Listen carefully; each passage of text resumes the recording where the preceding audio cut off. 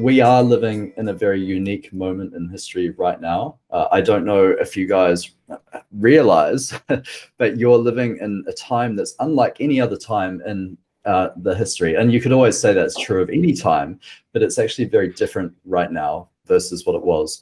Maybe a few hundred years ago, if your father was a peasant farmer, you were most likely to become a peasant farmer, and then your sons would become a peasant farmer.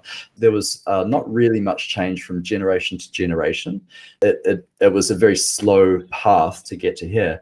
Now we're in a situation where things are moving so rapidly within our lifetimes, like where all of this new technology is really disrupting our day-to-day, and we're living vastly different lifestyles than we did 100 years ago. They only invented the toilet 200 years ago. You know, what do we do before that? I can't even imagine. You know, there is a society that works the 9 to 5 and thinks, I'm going to live to 80 to 100 years old and then die. My children will do their thing. They'll get married and then they'll die, and then their children's children.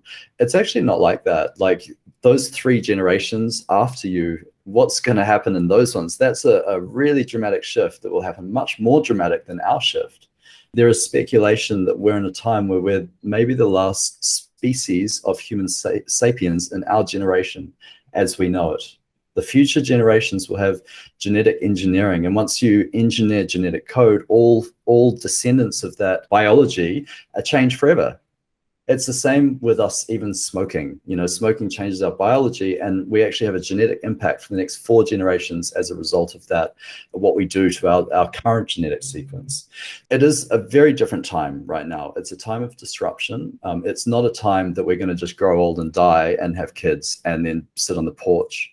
You know, we're going to be on spaceships soon, going to Mars, maybe fleeing an Earth that's devastated. Emphasizing this is a very important moment, and you guys are living in a very unique period, and no other human sapien has experienced anything like this in time, and no one will in the future either.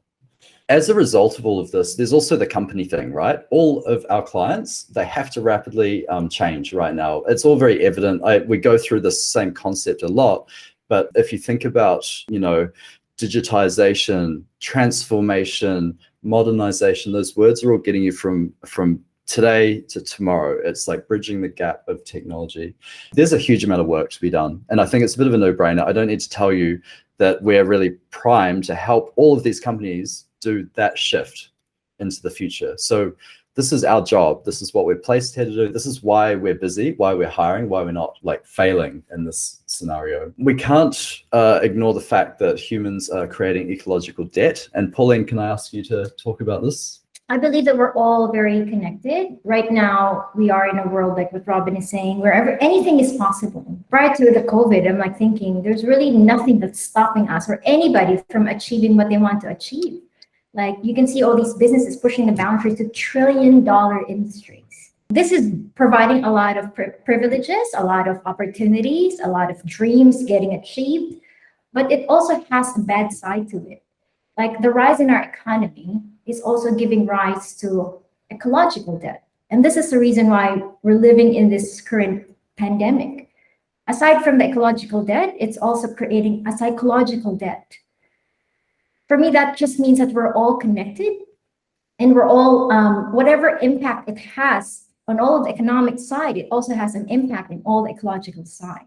So we can't just choose one or the other. We can't just think, oh, I need to get richer and richer and richer because I can get anything. I can live this really amazing life. But we need to understand the impact as well, because we have a shared responsibility. All of us have shared responsibility, not just to the house that we live in, which is Mother Earth, but also to each other, as far as psychological debt and all of the ecological debt. Thank you, Pauline. You nailed that. So as a species, we need to strive for a more balanced and sustainable future. Like I hope that everyone on this call agrees with this statement, is that we need to do something different. We can't keep going as we are and continue to live in this world with our vision of our children's children. That won't work if we don't have a more balanced approach today. We see the impact of the economic impact of the COVID pandemic. You know that the actual impact to the world is like $1 trillion. And we're still living it. We're still seeing the impact of it in businesses, in people's lives, in different countries, how we're all divided, we can't travel and all that stuff. But climate change is actually the biggest challenge that we will ever face in our lifetimes. And again, I go back to what I said, it's a shared responsibility. We all need to calculate our own carbon footprint. And we all need to think about this. It is our obligation and our shared responsibility. So, but some people would say, well, isn't it the government's job to fix it? And it's a good question. And should it be? Yes, but are they? No, is the short answer. We could wait, but can you guarantee it? You know, can we really trust all of our futures in a government, maybe our government, the Australian government or the Philippines government? And then what about all the other governments? Is everyone going to work together and collaborate on the same thing? You know, there's always disagreement. Fortunately, Biden is like pro clean energy. But prior to that, we had a president in the US that really didn't care about it and was kind of dragging everyone else down. So, but what about the next term or the next term after that? We can't guarantee that government is going to do the right thing. We can't guarantee that nations are going to work together to do the right thing. It's actually us, as Pauline said, but it's very easy to feel in your job that I don't have much impact. You know, I literally don't even drive a car. I don't go outside a lot. I'm just sitting here and I try not to use plastic, but I still have a massive impact. And I think this is the thing that we really want to start thinking about is the work we do, the experiences we build with clients, they touch a large population of humans. Actually, the work we do does have a big impact. It has a really big impact. Even when our clients are not deleting their email newsletters from their marketing cloud instance, that's occupying a large space in the cloud, and that is creating an impact in terms of the carbon footprint. It's true. Even that. Yeah. Yes, 100%. And just to share with you guys, so I did the trail that Robin asked us to do. Like it says there that Salesforce decided that they're not going to serve beef. And because of that, they saved billions of gallons of water. Just one small decision. And by the way, just to share, if you guys decide to just cut your meat consumption, if you just have one meal a day instead of 3 meals of meat per day, you actually cut your carbon footprint in half. So you're already creating an impact as an individual. 1 meat per day, it's good for your digestion. At the same time, you're cutting your carbon footprint in half. How's that for impact? There you go. There you go. Yeah. So, and that's exactly right. It's kind of up to us as individuals, and it's about the action, like the action that we take every single day.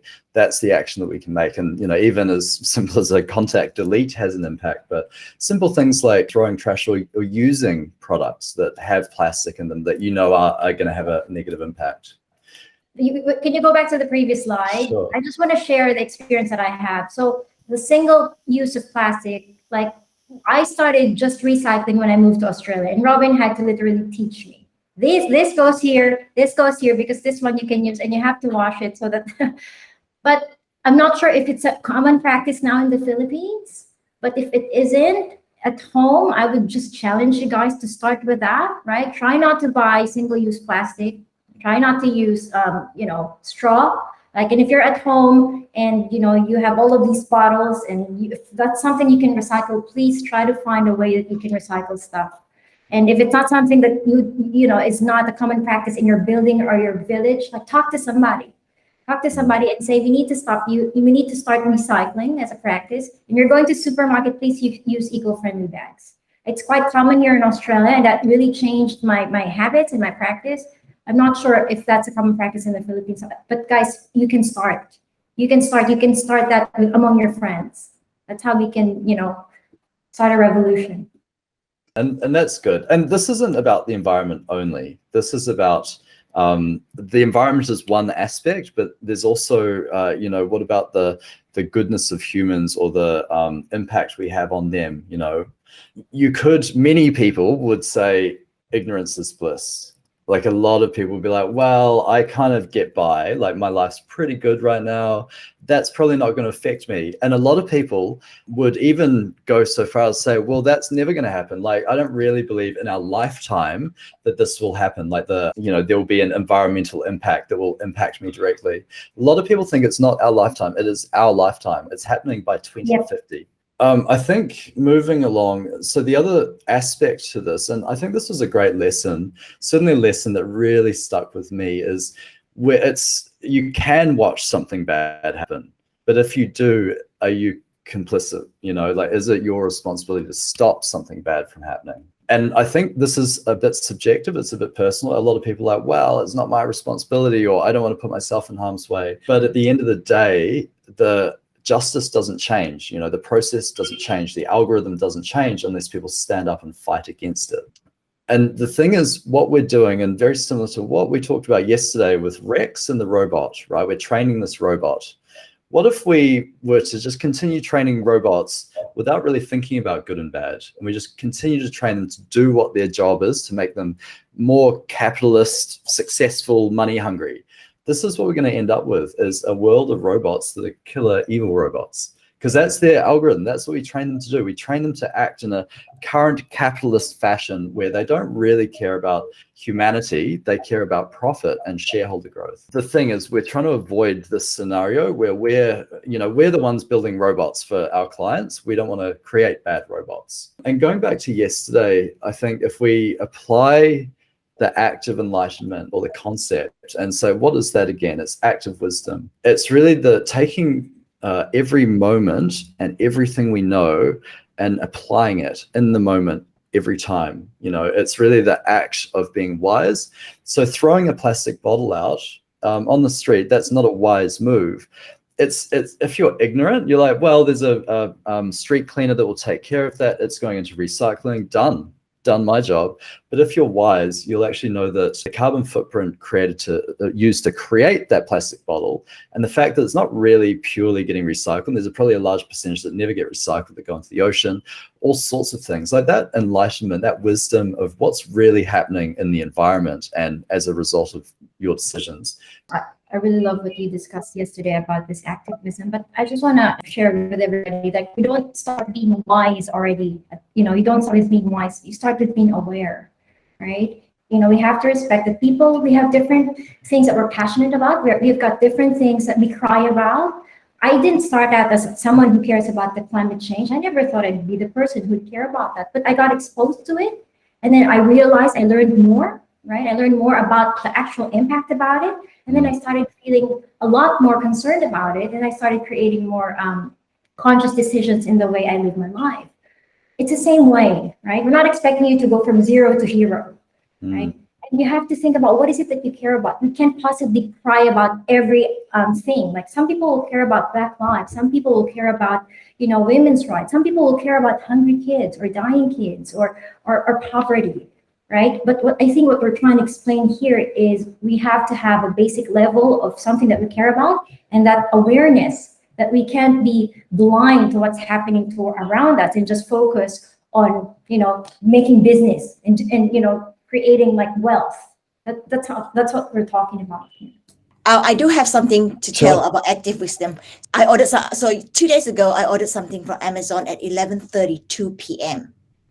for a next day delivery, which is yesterday. And this morning, as I was sitting in the car driving in, I said to my beloved husband, who I always throw this weird stuff out, and I said to him, am I helping the people who does gig economy?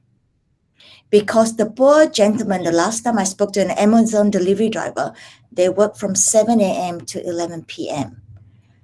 And then I asked myself, am I helping that individual, whoever individual is driving that courier truck, keeping him safe to earn that $1? And I decided that going forward, I'm going to unsubscribe from Amazon Prime. Wow. Big decision. Because you watch them, they are so stressed. Mm-hmm.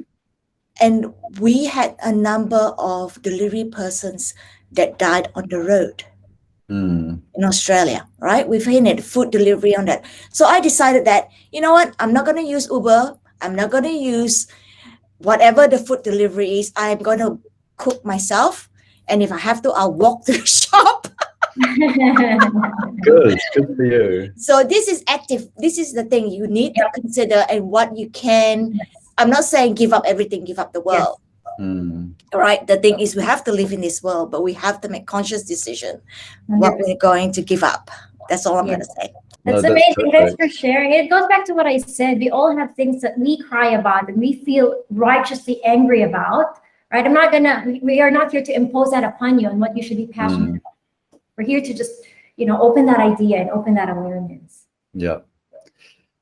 Thank you, Christina. And that was exactly right. And it's like, it doesn't seem that bad, but when you really understand the supply chain, it's actually this exploitation there. You're stimulating, and you could look at it from one lens and say, I'm giving an unemployed person a job as a delivery driver, but it's actually exploiting that person's lack of a job for very cheap labor. But it depends on the perception. You could ask one delivery driver and he could be like, I love my job, please keep supporting us, versus another one that hates it, So it's very subjective. And that's pretty the challenge. And that's what we're going towards, is how do we define our moral compass?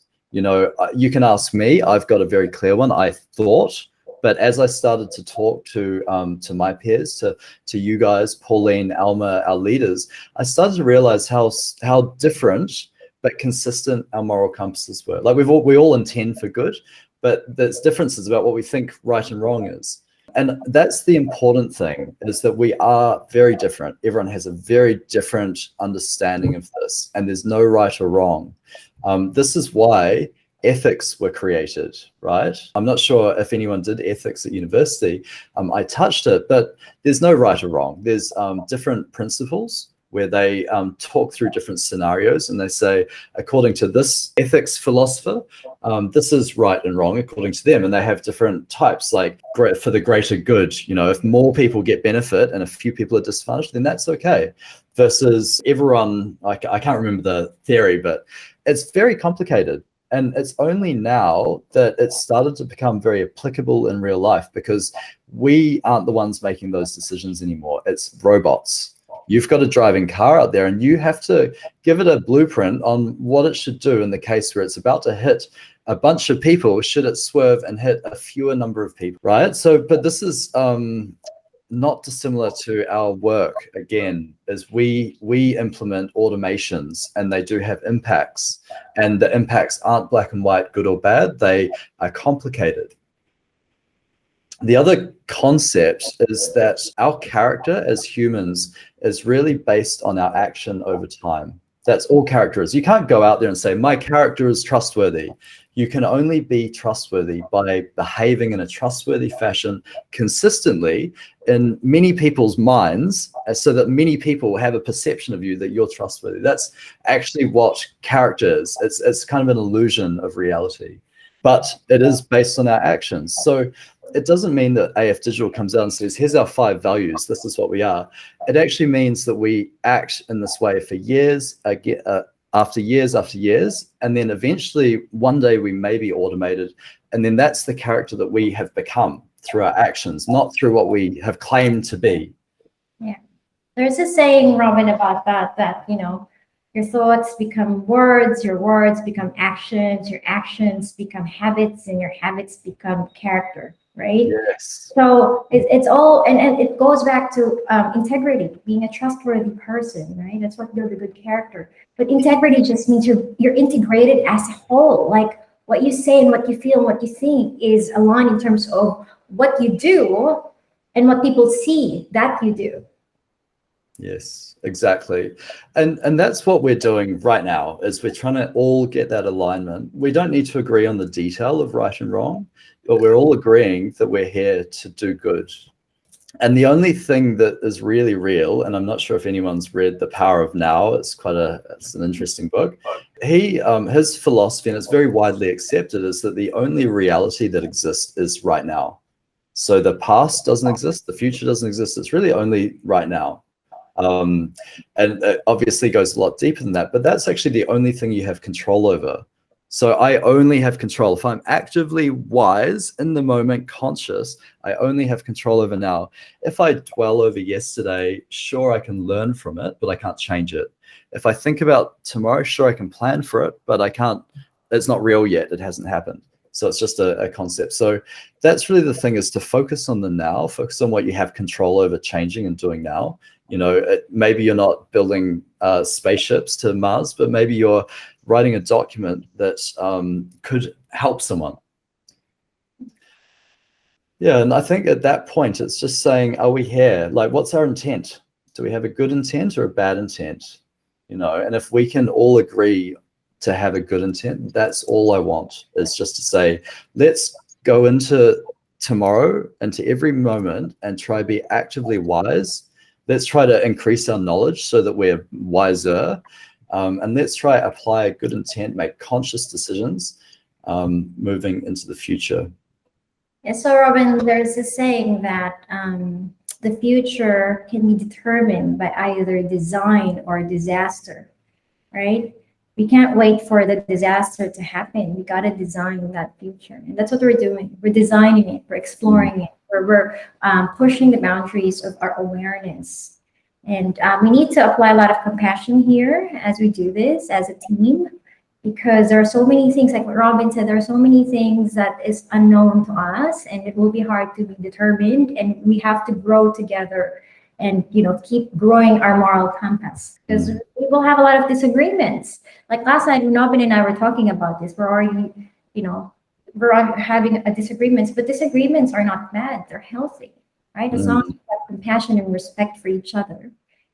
Because we will have different things that we care about and we cry about and we feel righteous and angry about.